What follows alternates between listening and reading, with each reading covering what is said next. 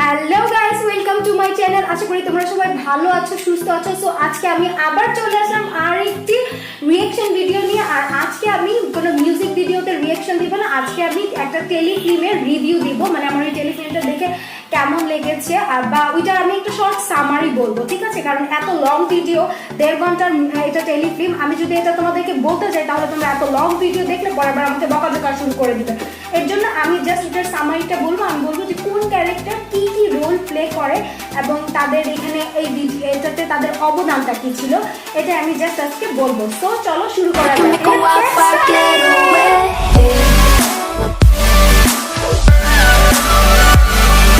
So আজকে আমি যে টেলিফিল্মটার উপর মানে যে টেলিফিল্মটার সামারি দিব, সেটা সেই টেলিফিল্মটার নাম হচ্ছে যে আমাদের সমাজ বিজ্ঞান। সো এটাতে হচ্ছে যে ফার্স্টে মেন ক্যারেক্টারটা যেটা, সেটা নিয়ে কথা বলি। মেন ক্যারেক্টার হচ্ছে যে ইয়াশ নামে একটা ছেলে থাকে।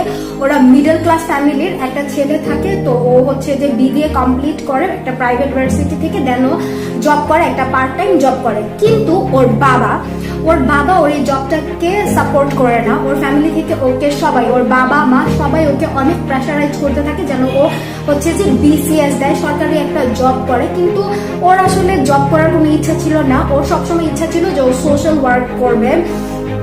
জাস্ট লাইক হচ্ছে যে আমাদের দেশে যেসব দুর্নীতি হচ্ছে, কারাপশন হচ্ছে, এগুলো নিয়ে ও আসলে কাজ করতে চায়। ও সবসময় অন্যায়ের বিরুদ্ধে দাঁড়াতে চায়, মানে আমার সবার জাস্টিসটা চায়। ও এর জন্য ও কাজ করতে চায়। ও একটা বিজনেসও করতে চায়, ওর একটা ড্রিম বিজনেস থাকে, সেটা করতে চায়। ও জাস্ট হচ্ছে যে কাজ শেখার জন্য পার্ট টাইম জবটা করে।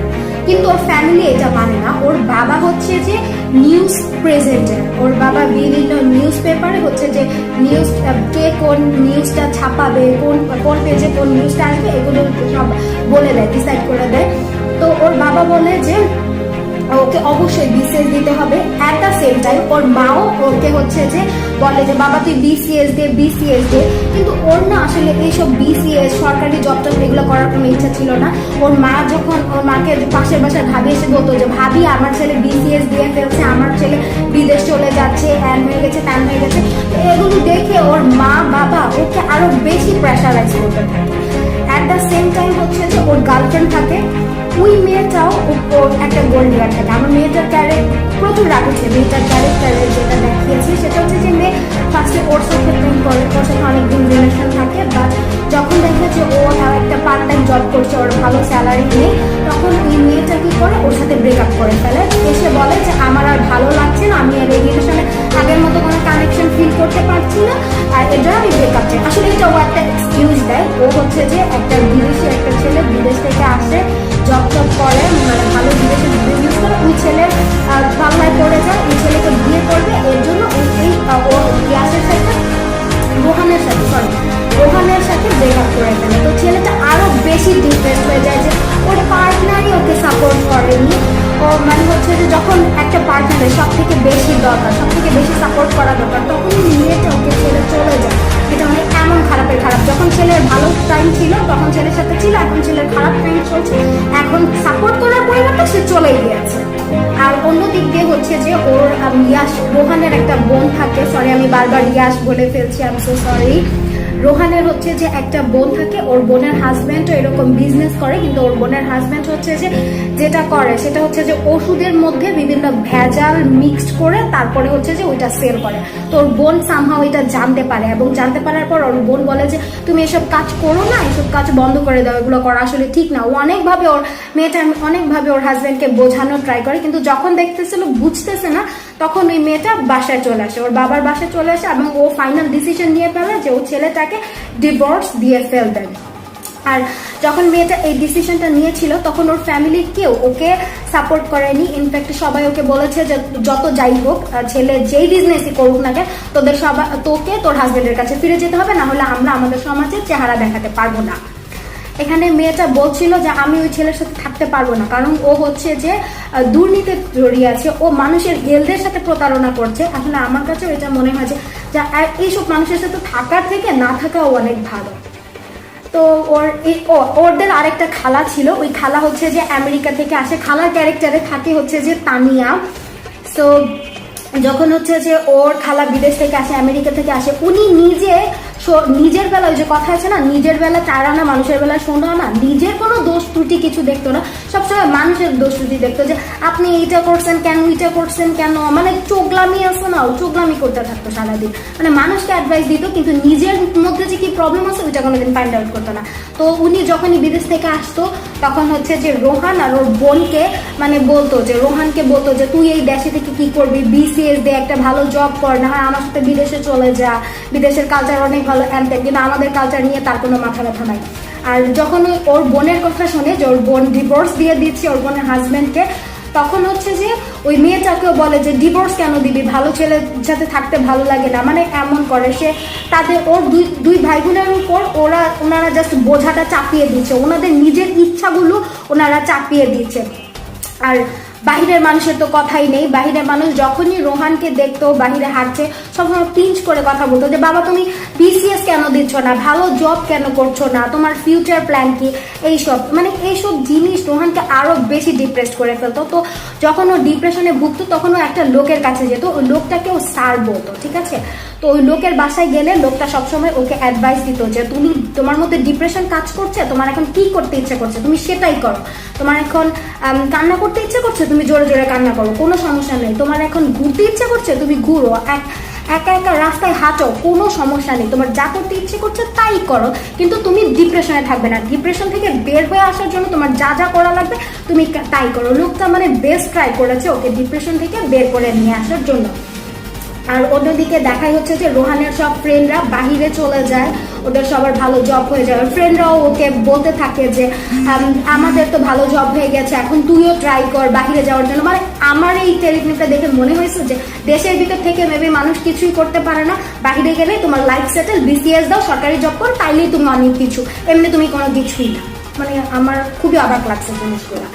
তো রোহান হচ্ছে যে যখন ডিপ্রেশনে পড়ে, ফ্যামিলির প্রেশার, গার্লফ্রেন্ডের প্রেশার, ফ্রেন্ডদের পিঞ্চ মেরে কথাবার্তা, সব সোসাইটির লোকদের কথাবার্তা, ও এক পর্যায়ে ডিপ্রেসড হয়ে ও ডিসিশন নেয় যে ও হচ্ছে যে সুইসাইড করবে। তো ও একদিন রাতের বেলা এমন রশি নিয়ে যায়, ও হচ্ছে যে সিলিং ফ্যানের ভিতর রশিটা ঝুলিয়ে মানে ও ফাইনাল ডিসিশন নিয়ে ফেলেছে, যেহেতু ও ডিপ্রেশন থেকে বের হয়ে আসতে পারতেছে না এবং এগুলো কোনো সলিউশনও পাচ্ছে না, তো ও চিন্তা করে যে ও ফাঁসি নিয়ে ফেলবে, ও সুইসাইড করে ফেলবে। তো ও হচ্ছে যে গলার ভিতর রশিটা দিয়ে ফেলে, জাস্ট এখন ছেড়ে দিবে আর ঝুলে যাবে। তো তখন ওর মার একটা চিৎকার শোনে, তো ওর মা ও তাড়াতাড়ি বের হয়ে যায় বলে যে মা কি হয়েছে, তো তখন ওর মা বলে যে তোর বোন তোর বাসা থেকে চলে গেছে। মানে মেয়েটাও ডিপ্রেসড হয়ে বাড়ি ছেড়ে চলে গেছে এবং যাওয়ার টাইমে একটা লাভ লেটার না, একটা লেটার লিখে দিয়ে গেছে। ওইটা হচ্ছে যে লেটারের ভিতর লেখা ছিল এমন যে আমি বাসা ছেড়ে চলে যাচ্ছি, আমি তোমাদেরকে অনেক জ্বালিয়েছি, আর জ্বালাবো না, এখন তোমরা তোমাদের মতো থাকো, আমি আমার মতো থাকবো, আমি বাসা ছেড়ে চলে যাচ্ছি, এটা বলে।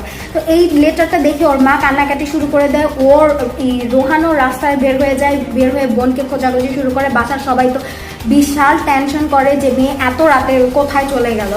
তো একটু রোহানও বাসায় ফিরে আসে, যখন ও রাস্তার মধ্যে খোঁজে অনেক কান্নাকাটি করে, অবশ্যই বোন চলে গিয়েছে, তো ছেলেটা কান্নাকাটি, কারণ ওর বোনকে আর ওকে শুধু ওরা ভাই বোনই একজন আরেকজনকে বুঝতো, ওদের প্রবলেমটা বুঝতো, কিন্তু হচ্ছে যে বাসার আর কেউ বুঝতো না যে ওরা কি চায়, ওদের কি প্রবলেম, এটা কখনো তারা চাইতো না, তারা সবসময় তাদের নিজেদের জিনিসই চাপায় দিত, কিন্তু ওদের জিনিস কখনো জানতে চাইতো না।